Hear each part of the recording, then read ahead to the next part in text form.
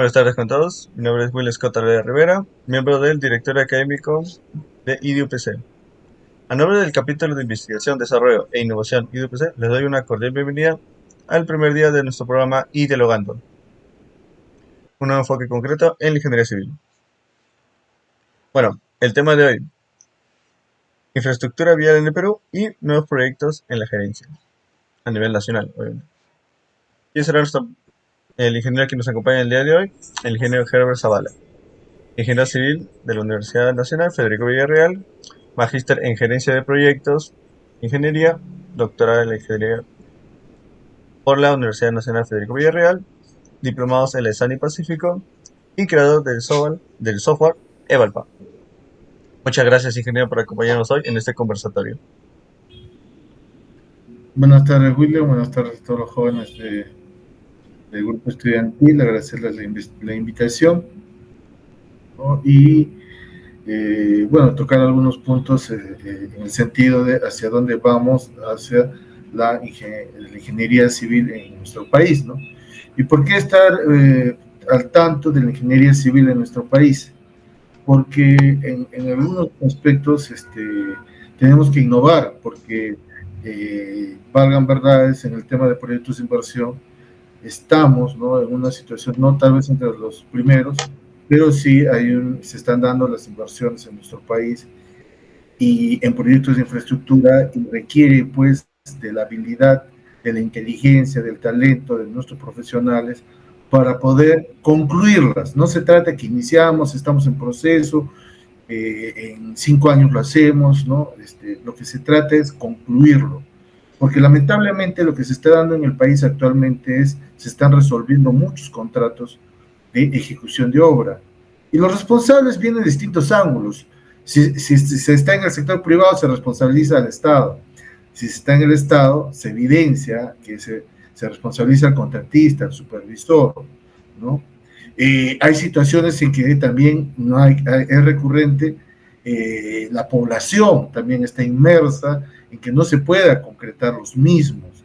Entonces, son varios aspectos que nosotros, así como hablamos de la población, y estos aspectos que nosotros debemos tener en cuenta, es también, por ejemplo, que las soluciones ya no debemos pensar que hicimos, ya es técnico y punto y funciona, es técnico, económico y funciona, sino también en el aspecto sostenible, ¿no? Y cuando hablamos de sostenibilidad, dos aspectos básicos: social y ambiental.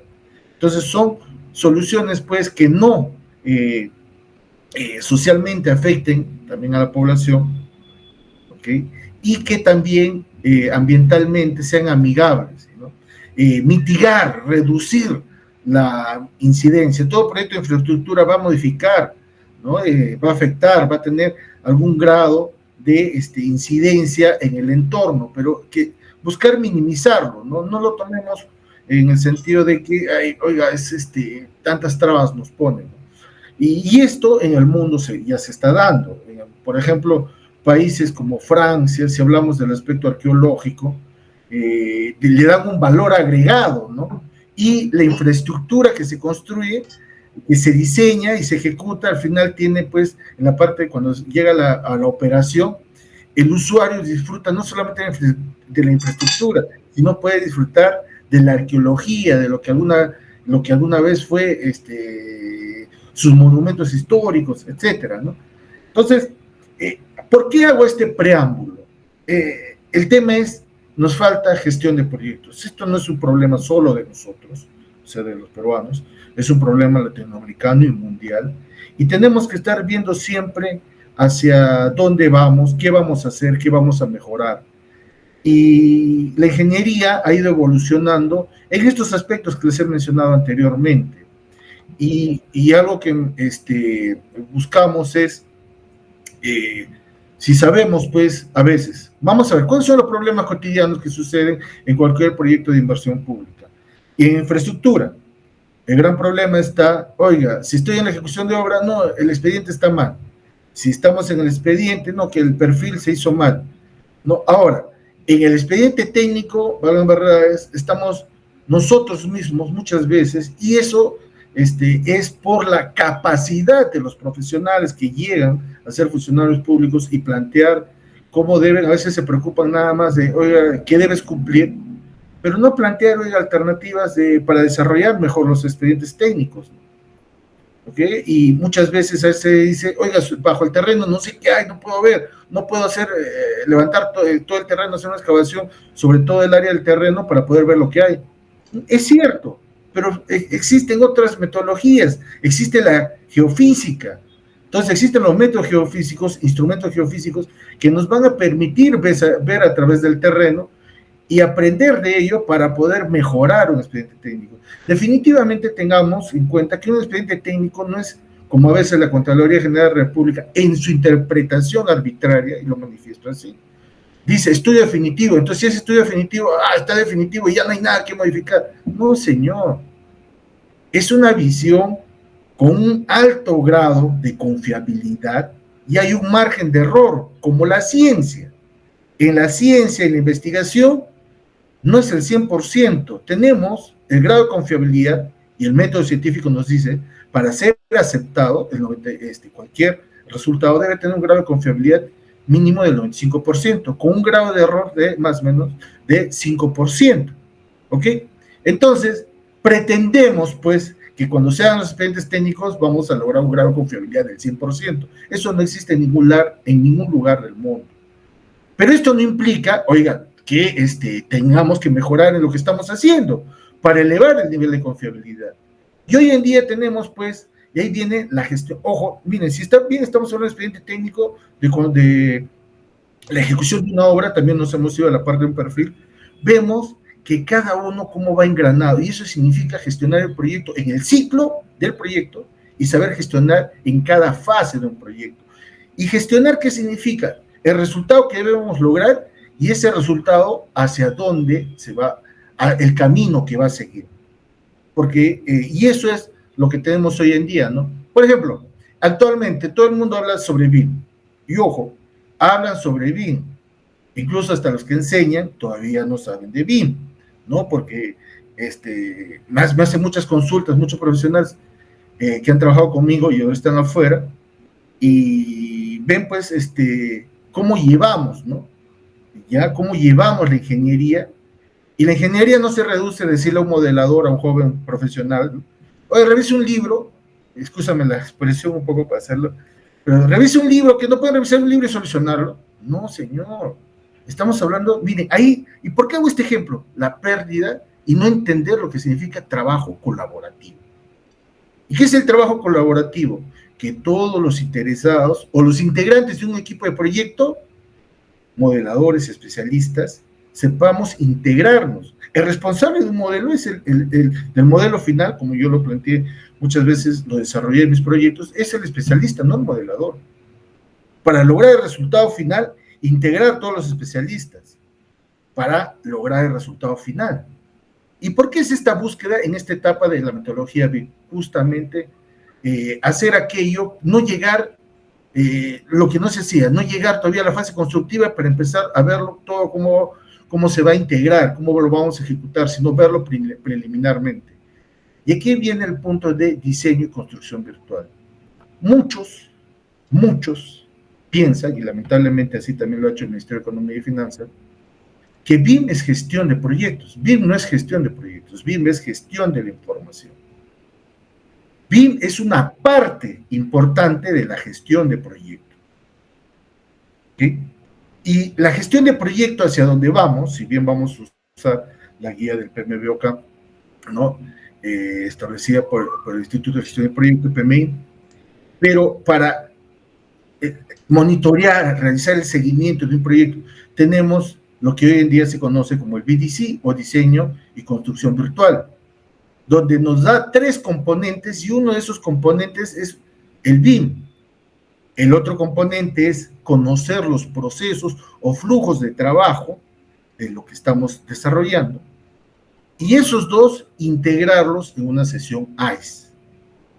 Entonces, y a partir de ello establecer medidas que nos indiquen, pues, si estamos cumpliendo con las metas establecidas de manera objetiva, porque ese es el punto. El ingeniero tiene que ser objetivo. Y para la objetividad de un ingeniero es obtener un número. Este número tiene una interpretación y a partir de esa interpretación diagnosticamos y sabemos, y la conclusión va a ser, oiga, ¿estamos avanzando o no estamos cumpliendo la meta? Si no estamos cumpliendo la meta, ¿por qué no lo estamos haciendo? Y empezamos a ver primero nuestros procesos, ¿ok? De ahí lo integramos. Entonces, oiga, ¿dónde son los problemas, los cuellos de botella que tenemos? Porque les digo así, pueden tener bien y vamos a volver a seguir teniendo los mismos problemas.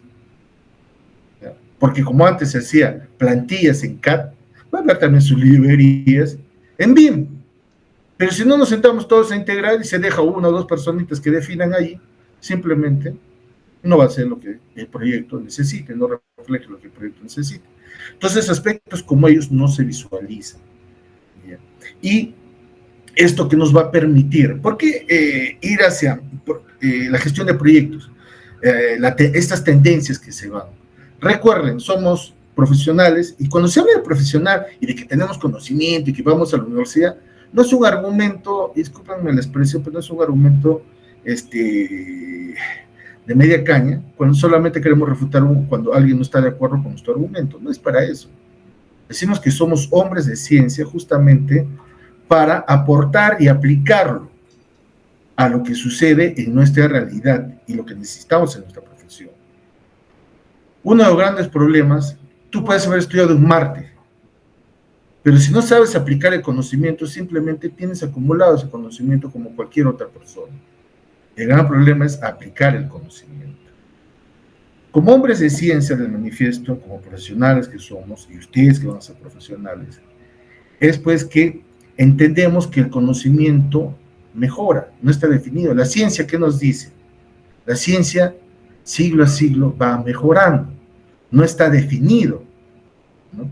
Karl Popper decía, ¿no? El camino con menos errores es la ciencia. Lo sabemos. Entonces, lo que tenemos que hacer es, hemos avanzado, pero tenemos que mejorar lo que estamos haciendo, como nuestra realidad. Ya aquí yo estoy seguro que alguien no estaría loco de decir, vamos a refundar la ciencia, eliminamos todo lo que existe y empezamos de cero, como Dios. Ya empezamos de cero, vamos a ver una física que no, yo voy a empezar de otra manera, me olvido de vectores, etcétera, me olvido de esa base fundamental, por ejemplo. Y estoy seguro que nadie lo aceptaría, ¿no? Lo que me diría es, ingeniero, como hombres de ciencia sabemos que debemos mejorar, y la ciencia siempre es mejora continua, ¿no? ¿Y por qué recalco esto? Porque a veces sucede, y si lo llevamos esta aplicación de este pequeño conocimiento de mejora, porque a veces queremos, y lo habrán escuchado ustedes, llevándolo a la realidad, refundar el país. De nuevo, un nuevo Perú necesitamos, empezar de cero, que todo cambie. La pregunta es eso cierto? ¿O necesitamos mejorar lo que estamos haciendo? Y eso es una revolución. La revolución no significa eliminar, la revolución significa mejorar, porque hay una resistencia al cambio. Muchos profesionales, con su vasta experiencia, pero su experiencia solamente es por lo que han repetido cierta aplicación durante mucho tiempo, y durante 20 años haciendo lo mismo, que no aprendas, creo que es imposible, ¿no? ¿Ya? Pero esa experiencia muchas veces no nos permite generar nuevo conocimiento. Entonces, cuando se vienen otras tendencias como las que vemos, los profesionales, ustedes que vienen y los que estamos ahora, ¿no? Profesionales jóvenes, tenemos esa obligación de dejar de hacer lo mismo. Si hoy hemos recibido, lo que se hacía hace 50, 100 años, pero que en los siguientes 30 años, ahí sí nosotros vamos a ser los responsables de lo que se haga en ingeniería.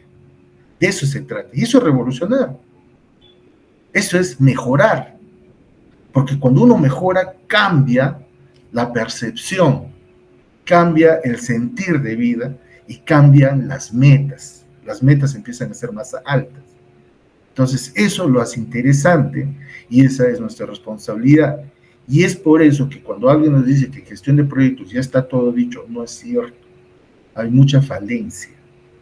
Las empresas exitosas es porque manejan cierto grado, cierto nivel de gestión de proyectos.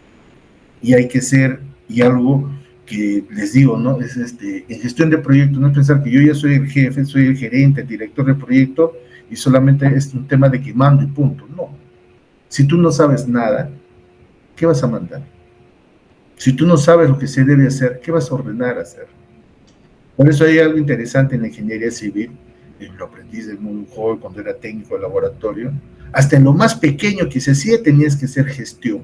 ¿Por qué? Porque no solamente era que agarrabas y te ponías a hacer un cálculo, no, sino desde el trabajo de campo, qué tenías que hacer en el campo, tener, saber tus herramientas, materiales que tenías que aplicar, en qué tiempo lo ibas a hacer, cómo iba a llegar al laboratorio. Entonces, de ahí cómo ibas a procesar tu información, entregar tus resultados. Entonces, eso significaba gestión. Y eso es lo bonito de la ingeniería civil, que desde lo más pequeño hacemos gestión, ¿no? Y una gestión de ustedes, por ejemplo, que lo están viviendo, cuando hacen sus, como grupo estudiantil, hacen, ¿no? Sus cursos, sus conferencias, o esta entrevista que están realizando, han hecho gestión. ¿Por qué? Han tenido, saben qué pasos dar para lograr el resultado. De eso se trata. Entiendo que las primeras veces no ha sido fácil, pero de ahí se van adiestrando y así sucede, ¿no? Claro, cada vez se va haciendo más complejo.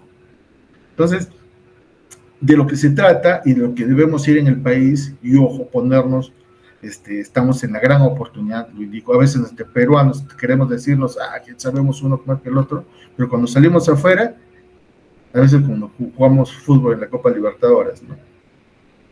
Cuando salimos afuera, ahí hay que mostrarnos briosos, ahí es donde se debe, y con humildad, tranquilos, ¿no? Que aquí con tranquilidad, la humildad, y si algo uno aprende, modestamente con el tiempo que ya llevo haciendo conferencias internacionales, la aceptación de los profesionales de afuera, sus consultas, ¿no? Entonces uno se debe sentir honrado y que estás dando tu granito de arena como lo ven a tu país. ¿Okay?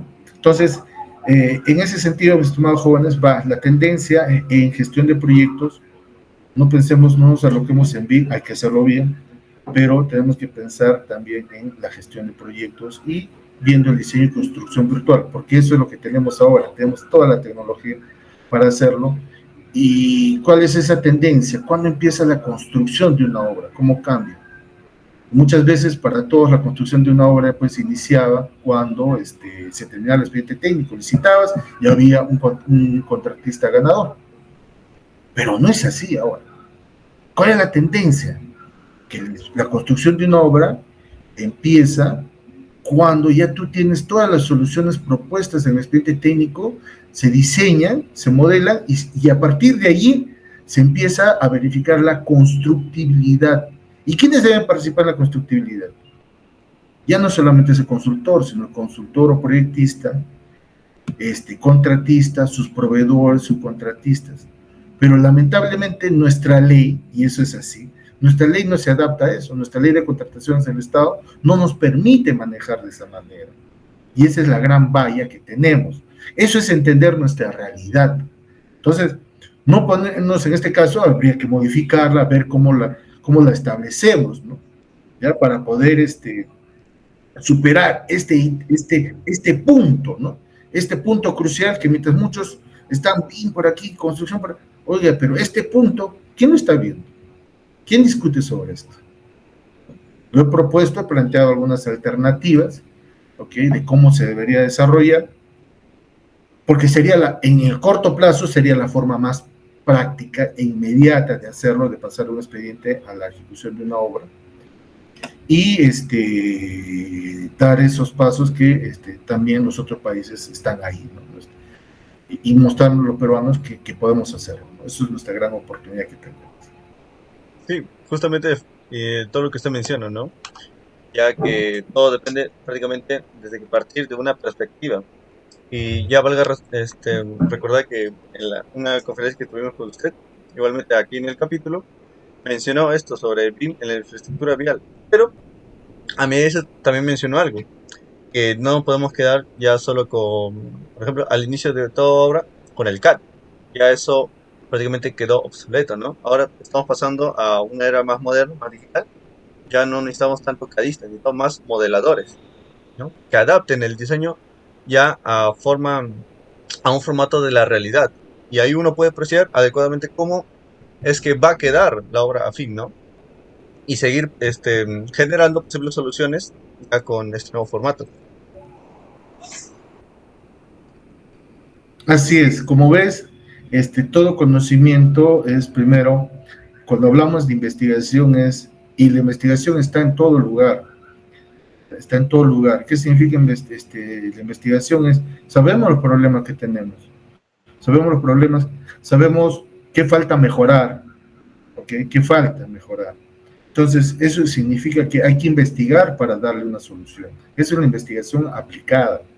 Esa investigación trivial que de 10, 20, 30 años se realiza muchas veces no es útil, ¿no? ¿Ya? Pero nosotros necesitamos una investigación aplicada. ¿Por qué lo menciono? Porque lo he desarrollado en el país, tuve el grato honor de hacerlo, ¿no? En el tema de estabilizaciones para carreteras de bajo volumen de tránsito, tenemos una norma que lo desarrollamos en 4 años, haciendo una investigación aplicada, que actualmente es muy útil en nuestro país para dejar de emplear esos materiales que sabemos que no sirven y seguir dándole soluciones a nuestra ciudadanía, que sabemos que no les es útil a la larga, ¿no? Porque viene un periodo de lluvias, ese material se deteriora y no lo hemos modificado, en ningún aspecto hemos aportado con su calidad de vida en el desarrollo social, económico y sostenible. Entonces, en este punto, hablar de investigación es saber qué hacer, y qué hacer porque ya tenemos un conocimiento previo y aparte una experiencia previa.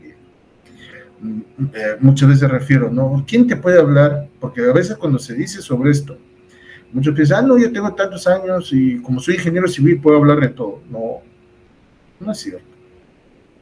Es como yo le digo en la medicina. ¿Quién me puede decir qué debo mejorar en la operación al corazón? ¿Cualquier médico o aquel médico que siempre está operando al corazón? ¿Quién me podrá decir? Ese médico que está operando. Igual, ¿qué ingeniero civil me podrá decir que faltan edificaciones? ¿Que falta mejorar en edificaciones? ¿Qué ingeniero me podrá decir que falta mejorar en infraestructura vial? ¿Qué faltará mejorar en puentes? Entonces, son justamente, ahí viene la especialización, ¿no? Necesitamos a los especialistas y no como sucede muchas veces mercantilmente. Me ha sucedido a veces en arbitrajes, cuando los ingenieros se ofenden, le digo, oiga, ¿usted está dedicado, usted tiene especialidad en carreteras en tal aspecto? No, no, yo soy ingeniero. Oiga, no, yo he sido supervisor, pero usted me está hablando de un tema de especialidad, de detalle. No lo tiene, ¿no? Entonces, son aspectos que debemos tener en cuenta. ¿Y en qué sentido? Son quienes tienen una claridad sobre qué falta mejorar en cada especialidad y que son puntos de investigación que podemos llevarlo a las universidades, a los jóvenes. Y eso enriquece. ¿Por qué? En primera instancia se empapan de un problema vigente y aplican todos los conocimientos que tengan a solucionar ese problema. Ese es su gran aporte. No como muchas veces, solamente a veces la tesis para cumplir con una formalidad, ¿no? Una formalidad. No se trata de eso, pero creo que en ese aspecto tenemos que ir mejorando. Y estos aspectos, lo que me alegra hoy en día bastante ver muchos grupos estudiantiles, hace 15 años no eran tanto, y más aún en los últimos 5 años, me alegró bastante ver el incremento de grupos estudiantiles dirigidos hacia infraestructura vial o ingeniería vial. Entonces eso hace ver pues que hay un modesto aporte que se ha dado y que los jóvenes están viendo que hay otros horizontes, ¿no? Hay más horizontes y considero que eso es la función de cada uno de nosotros, ¿no? Darles esa visión y que se sientan capaces que lo pueden hacer.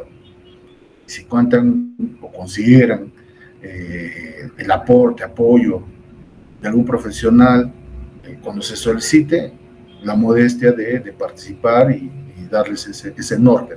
No hacerles el trabajo, darles el norte, la orientación, ¿ya? Porque haciendo el trabajo es donde se aprende.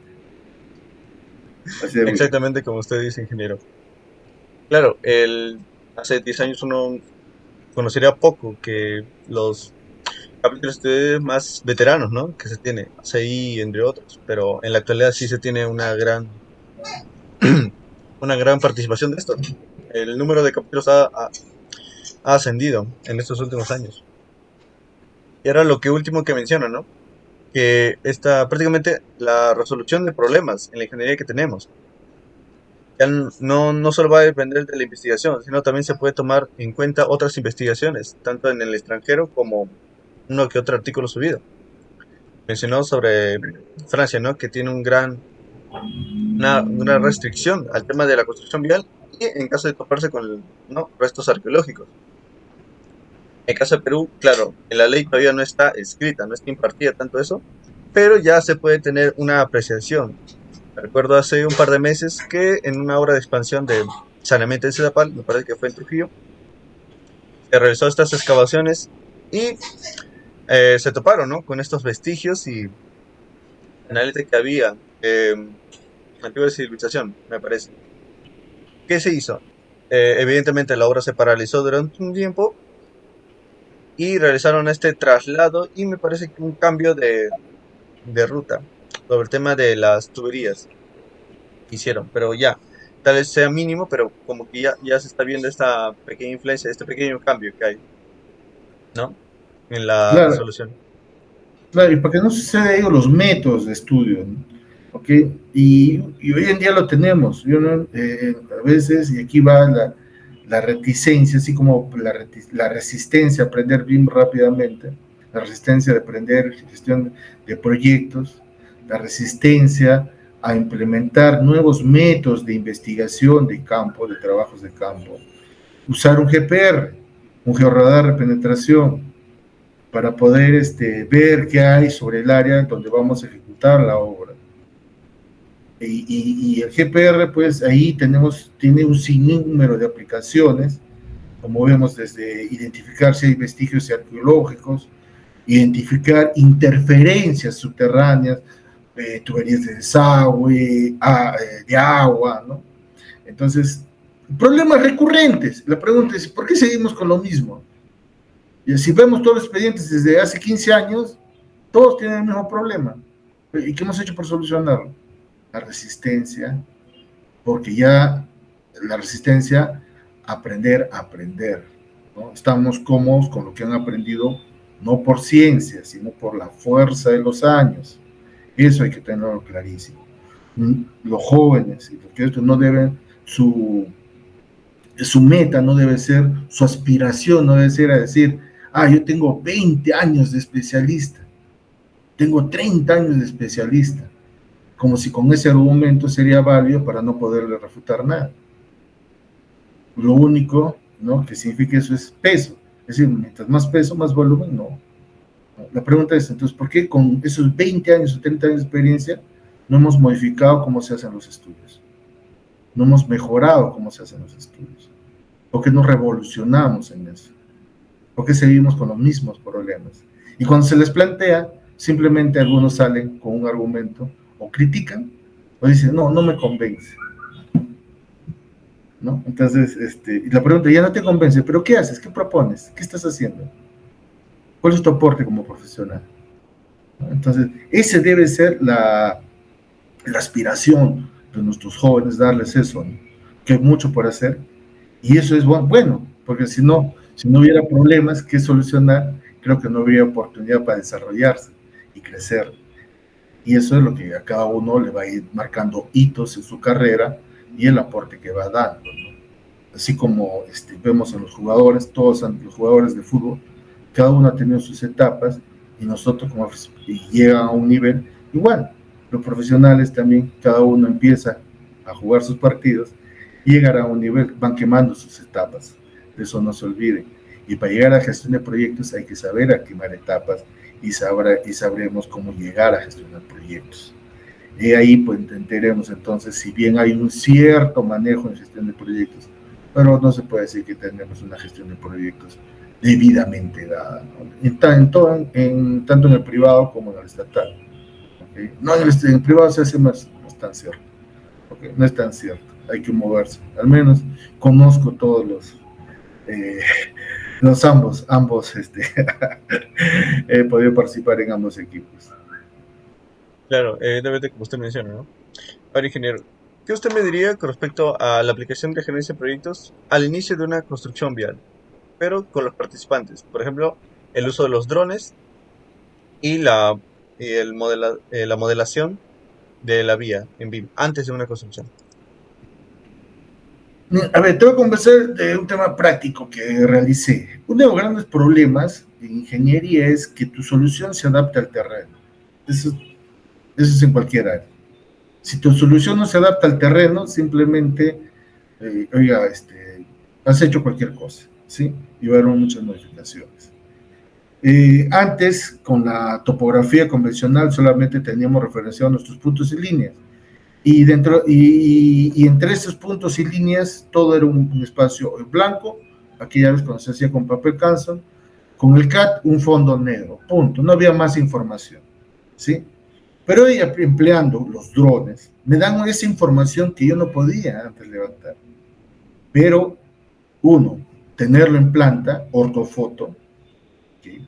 Las ortofotos, con, y de ahí esa información llevarlo a una nube de puntos, llevarlo a tridimensional, tener el terreno digitalizado.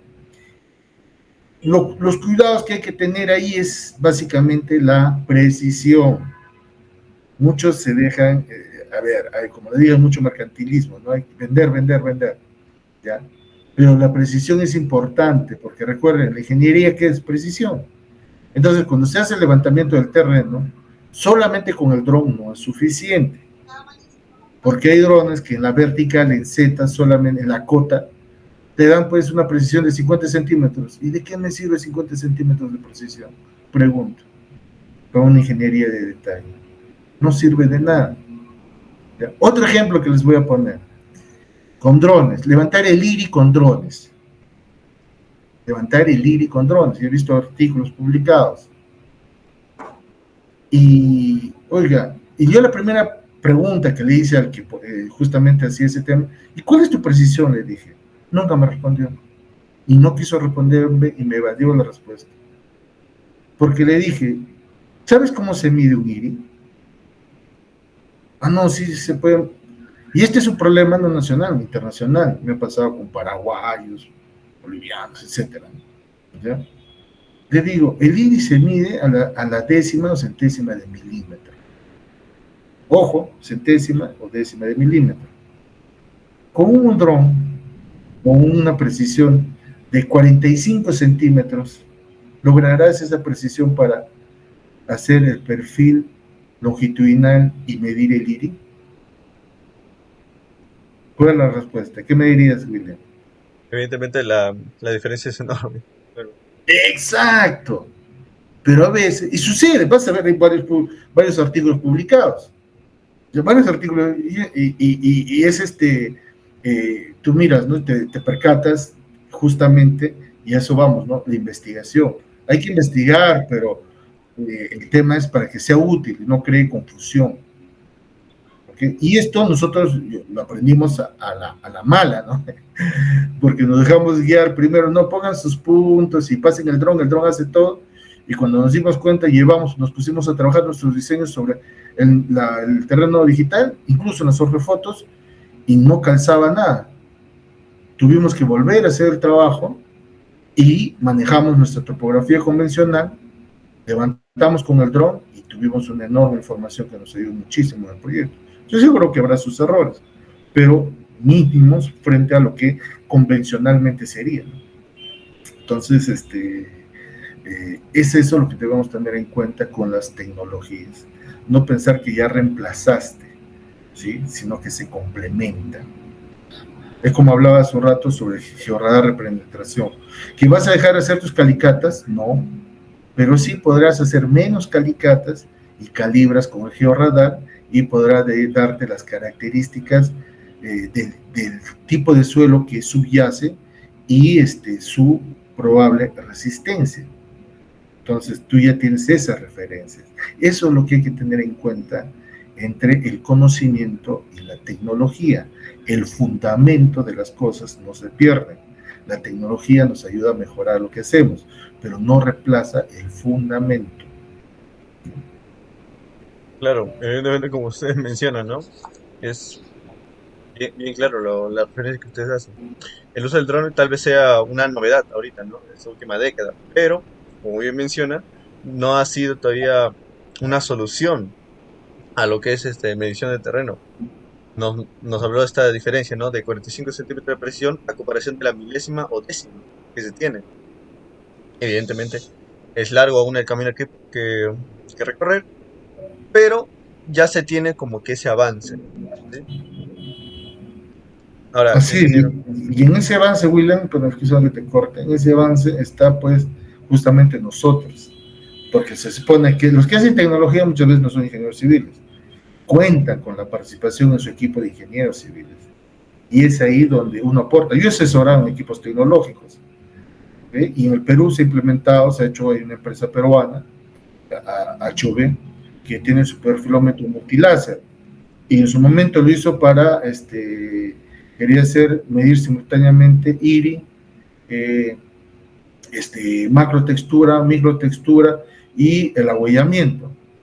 Y yo les indiqué, me consultaron, ¿no? Me dije, ingeniero, mire, ¿qué le parece? ¿Qué opina? Muy bien. Le dije, pero usted no piense como Dynates. Como ingeniero, ¿yo qué información necesito? Ustedes tienen 13 láser, esos 13 láser definitivamente me da la sección transversal del terreno, no necesito solamente del carril, perdón, no necesito solamente la profundidad del agüellamiento, sino también el ancho del agüellamiento y la forma del agüellamiento. Eso es información valiosísima que uno necesita e interpreta dónde está el problema y puede contrastar con los demás resultados.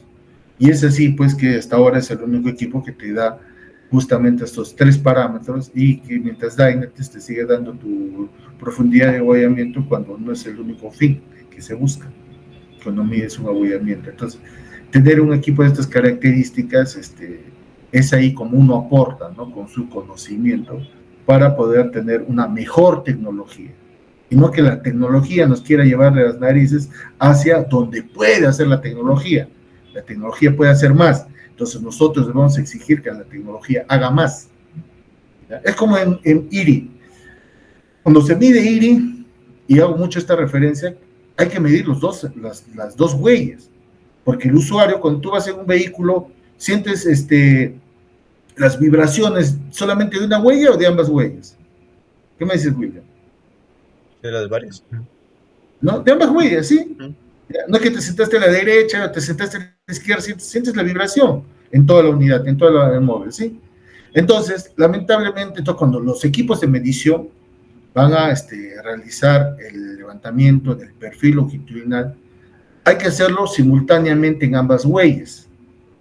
Pero salió un equipo, y eso lo hace un perfilómetro láser, ¿no? Ambas huellas, ¿okay? Y cuando salió un equipo, rugómetro P3, este equipo pues te mide una sola huella, ¿ok? ¿Pero por qué? Porque tiene solamente un adaptador que tú pones en un lado del neumático, en la suspensión de un lado del neumático de la unidad, y te lee solamente ese sensor. Para leer la otra huella, dice baja, cambia de sentido y ahí vuelven a leer.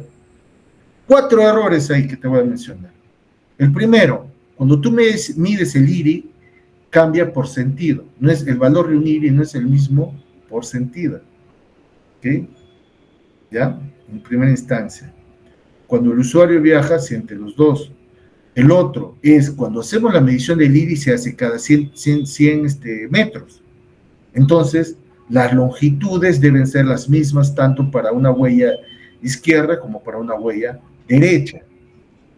¿Ya? Y con eso procesamos estadísticamente, corregimos esos valores que toda unidad tiene, ¿no? Mira, pero esto simplemente, ¿qué está sucediendo con este equipo? Llega al gabinete y empiezan a tratar de, una de las que les he detectado, ¿no? Es tratar de cruzar, de que de kilómetro 0 al 100, huella izquierda, huella derecha, coincidan, ¿no?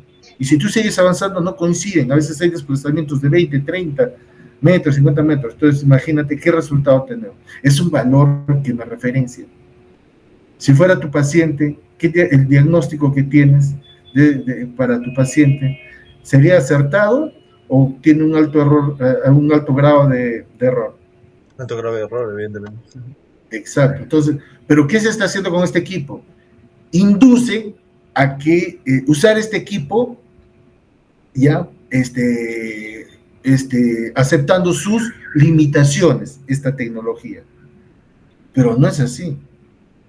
Ese es el punto al que quiero llegar, ¿no? Entonces, los profesionales entendemos el fundamento para saber qué vamos a exigir de la tecnología, qué espero de la tecnología. Si no, simplemente vienen, nos venden. Y lo malo que sucede, porque eso es hacia ambos lados, ese problema, ¿quieren vender? Sí, está bien, ¿no? Es el mundo de los negocios. Pero el gran problema es cuando falla, no hay resultados, ¿qué sucede? No sirven. Y volvemos a seguir haciendo, y van a pasar otros 10 años, y ya que seguimos haciendo lo mismo de siempre. ¿Y cuál va a ser el argumento de cualquier profesional medio? De que no sirve, yo lo he usado, y no, apenas lo miró, vio, no sirvió, y punto. Eso es todo su argumento, ¿no? Pero hay que buscar aportar cómo mejoramos las tecnologías. Ahí es nuestro aporte, ¿no? Ayudarlos a mejorar las tecnologías. Claro, ingeniero. Bueno, una pregunta siguiente. Usted es creador de software Evalpath. ¿Qué nos podría decir de él? Bueno, primero, que en marzo está saliendo la versión actualizada del Evalpath 2023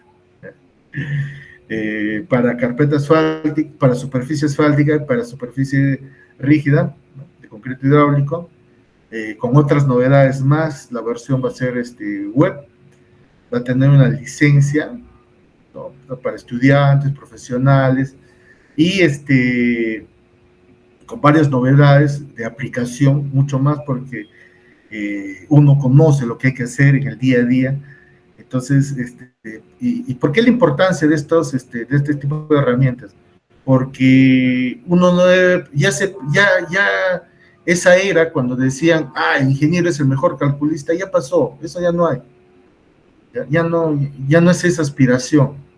El procesamiento se da, hoy tenemos las herramientas, ¿sí? Entonces el cálculo debe ser inmediato. Donde viene el trabajo y la muestra del ingeniero es que cuando recibe todo este sinnúmero de resultados, analizarlos estadísticamente y plantear una alternativa de solución, y que esa alternativa de solución sea adecuada a la realidad. De eso se trata. Ahí es donde hay que ponerle el trabajo. Porque muchas veces lo que pasa es que se tiene el número, pero como no se sabe qué es ese número, entonces no interpretas, por lo tanto, al no interpretar, no diagnosticas, y si ya no diagnosticas, ¿qué significa? ¿Cuál es la causa, el origen, ¿no? ¿Cuál es el problema? Si tú sabes cuál es el problema, por lo tanto, vas a saber qué solución darle. Y de eso se trata hoy en día, ¿no? Entonces, el Evalpath fue mi tesis a nivel de pregrado, fue mi tesis, y yo en su momento agradezco, justamente creo que es una de las motivaciones, ¿no? Cuando hay profesionales que ven tu trabajo y tú te encuentras, no necesitas varios, ¿sí? Uno necesitas, unito nomás, que te dé el ímpetu y te diga, oiga, mira, este es un trabajo de gestión vial. Yo en ese momento entendía que era gestión vial, ¿no? Estaba recién saliendo de la universidad. Wow, gestión vial. Yo lo veía sencillo porque me había dedicado siempre, una de mis pasiones era programar. Ya sé manejar base de datos, sé lenguaje de programación BASIC. Entonces, pero cuando él me lo dijo, wow, me ayudó y me hizo ver que estaba haciendo. Eran dos programas en ese momento, el Evalpath y el DeflexPAP, deflexiones en pavimentos y evaluación de pavimentos. Los tenía los dos.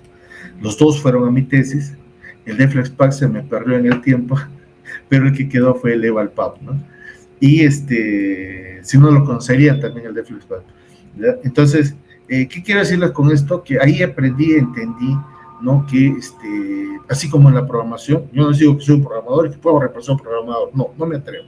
Hoy en día incluso estoy trabajando, tengo jóvenes trabajando conmigo en el tema de desarrollo de software, pero yo ya les doy, y la tecnología ya les doy mi visión. Incluso en temas de programación, como yo lo usé, sé qué métodos numéricos deben aplicar, cómo debe orientarse, la estructura de la base de datos, entonces ya eso les doy.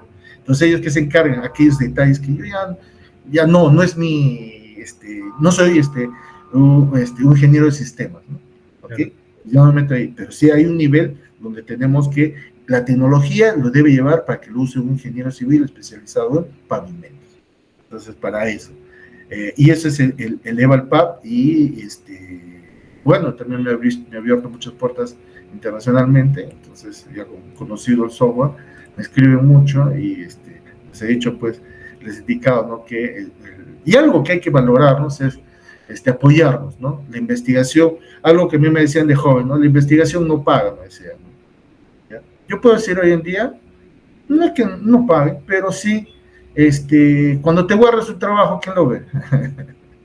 ¿Okay? ¿Quién lo ve? Un trabajo no se hace para guardarlo, muestra. Va a haber críticas que lo hay, lo hagan. Y volviendo a las críticas, como les mencioné hace un rato, uno necesita que haya mucho que te digan. Cuando salió el EVALPAP, más bien había muchas personas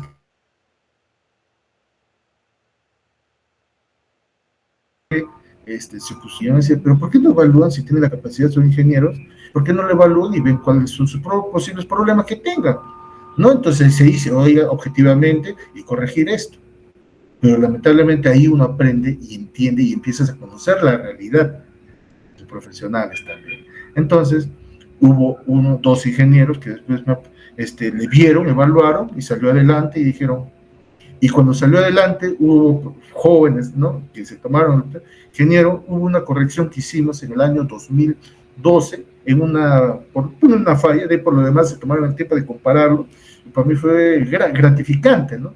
Que te ayuden a mejorar, ¿okay? Que te ayuden a mejorar. Entonces, eso es lo que les puedo hablar de EVALPAP y así sobre otros trabajos que he desarrollado, ¿no?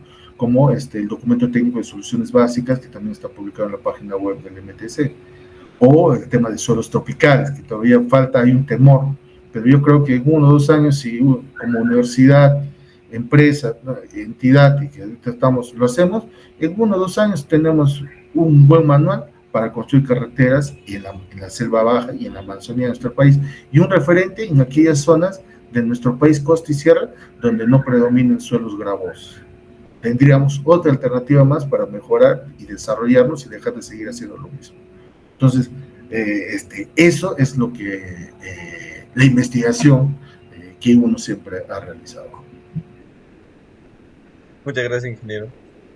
Como punto final, ¿no? Ya para tocar, ¿qué podría recomendar a los más jóvenes que están cursando, ¿no? En el caso de la carrera. Bueno, primero, hay una frase infeliz, discúlpame también un poco la torpeza de que lo diga, mediocre, ¿no? Cuando dicen en el campo se aprende. Eso es falso. Si seguimos esa frase, lo único que vamos a hacer es capataz con un título. Eso es la aspiración, es un capataz con título. ¿Ok? Lo que hay que saber es, todos sabemos nuestras limitaciones, la realidad de cada una de nuestras universidades, lo sabemos, lo conocemos, pero eso no es una limitante. ¿Y cuál es la limitante? La limitante es uno mismo. ¿Okay? Y solamente para respaldar esto que les menciono de manera objetiva, porque muchas veces se puede decir mucho, pero lo que se dice se respalda en acciones. Cuando a mí me tocó en el 2018-2019, yo formé un equipo para atender, me designaron como jefe de proyecto y tenía que atender, íbamos a elaborar expedientes técnicos de adicional de hora y de saldo de obra. Ojo, a ese momento nadie sabía de BIM. Y me quité el siguiente, me dijeron, hay que contratar profesionales. Ah, muy bien. Pero me puse 2 metas, sí, profesionales de cierta edad, porque ya a partir de un profesional de 60 años que te pongas, mira, ¿no? Ya conocemos nuestra realidad. Yo voy a poner, a tratar de empujar unos temas para mejorar, innovar, ¿no? Lo que te va a responder la clásica es, no, ¿qué me vas a decir? Yo que ya conozco, ¿no? Entonces, por eso fue uno de los criterios, vamos a buscar profesionales de 45 hacia abajo y evaluarlos si tienen el ímpetu de aportar, de investigar, ¿no? Ganas de hacerlo. Y con los jóvenes igual. No es el joven que quiere venir y ya quiere ser gerente, ¿no? Sino es el joven que se viene, como todos nosotros en algún momento lo hemos sido, ganas de querer aprender y de querer hacer. Y eso es. Entonces, cuando se me dio ese caso, dije, me quité el siguiente estigma, porque siempre alguna vez lo escuché. y abrir las puertas a todas las universidades. ¿Por qué? Porque en el modesto trayecto de mi vida profesional aprendí que en todas las universidades y en todo nuestro país hay talentos. Y así fue, y he tenido muchos de ellos de universidades particulares, de universidades estatales, y cada uno ahora ya no están, pero me alegra que estén muy bien posicionados afuera con todo ese bagaje que aprendieron en el momento. Entonces, y ahí es donde hicimos BIM de cero. Viene el tema de cómo los llevábamos, ¿no? Porque todos tenemos temor, no vamos a decir que no, temor al fracaso, temor a las críticas, ¿ya? Pero, y fue la primera vez que hice un trabajo de aprendizaje masivo, en grupo. ¿Qué tenía que saber el líder y qué tenía que saber cada joven? Estudiarlos a cada uno de ellos para poder enrumbarlos y se acomodan, porque cuando algo te agrada, es más fácil aprender. Cuando algo no te gusta mucho, hay una cierta resistencia. Entonces yo tuve que hacer primero un trabajo previo, identificarlos, cómo iba, en qué líneas iban cada uno de ellos, ya los especialistas estaban, y también cómo trabajaban con los especialistas. Entonces, y con eso pudimos, pues, lo que en algún momento les mostramos a ustedes, BIM en la infraestructura vial. Así es, entonces, eso es lo que le digo a jóvenes, y muchos de ellos aportaron porque también aprendieron, hay que darles la base, inducirlos, ¿no? Porque nadie aprende de cero, inducirlos, llevarlos hasta cierto nivel, y de ahí ya viene lo de ellos, y es investigar, ¿no? Porque como algunos en algún momento me consultaban, me dije, ingeniero, esto no se puede hacer, me dice, oiga, les digo, en el programa, ¿ya? Eso, y era sobre el tema de taludes, que había que manejarlo. Digo, yo conociendo lo que sé y he programado, le indico, no, yo no les estoy requiriendo que ustedes programen, estoy requiriendo y tómense la molestia de revisar su manual de ayuda del software y encontrarán el problema que necesitan. No les estoy hablando de especialidad jóvenes, les digo, estoy hablando de cómo llevan a hacer ese modelo que necesitan, particular del programa, porque lo otro, que o necesitan un problema de técnico. A ver, ingeniero, no, el tema no es de software, queremos aprender esto de software. Los jóvenes, ustedes tienen que aprender a investigar, revisar. Pero uno aprende eso cuando ya tienes el objetivo claro, cuando sabes cuál es el problema. Si no sabes cuál es el problema, disparas a todos lados y puedes leer mucho, pero ¿y a dónde voy? Miras a todos lados, ¿a dónde voy? ¿A dónde voy? ¿No? Entonces, he ahí el punto de que mi recomendación a los jóvenes, investigar, que la universidad a cada uno de nosotros nos da, que nos da y estar grato con ellos, con ello, y de ahí para adelante somos nosotros. No responsabilizar a nuestro país, no responsabilizar a nuestros padres, no responsabilizar a mi universidad, ¿no? De ahí para adelante somos nosotros, y la única forma de ser nosotros es volver a hacer que a veces ya no estudies para el examen, aquí ya no agarras tu libro para el examen, aquí agarras y empiezas a revisarlo porque te empiezas a desarrollar y tienes que solucionar problemas y cómo te destacas afuera también. Así es, y eso sería mi sugerencia y los aportes que ustedes puedan hacer, ¿no? Porque si no tienen una buena base, simplemente, y la base te la das tú, ¿ya? Y eso significa quemar etapas. Y con esa base que te vas dando tú, y eso significa la especialización, no disparen para todos lados, que quiero ganar dinero rápido. Se especializan y en el tiempo tienen una base y después pueden ir aportando en tecnología y va a ser fácilmente, van a tener facilidad en, digámoslo así, facilidad en entender las tecnologías y qué es lo que buscan y qué es lo que esperan de cada una de ellas, como lo hemos manifestado en el transcurso de esta entrevista. Muchísimas gracias, ingeniero. Sus palabras bien claras, ¿no? Que no solo es un gusto o una solución clara, simplemente es facto buscar el problema exacto a lo que se quiere llegar a resolver. Y a medida de eso, plantear el método adecuado para el cual se pueda llegar a, ¿no? Un óptimo resultado o una mejor solución al problema. Así es. Bueno, ingeniero, muchísimas gracias por acompañarnos en este conversatorio esta tarde y esperamos, ¿no? De igual manera tener en otra oportunidad, una conferencia, un webinar o otro conversatorio.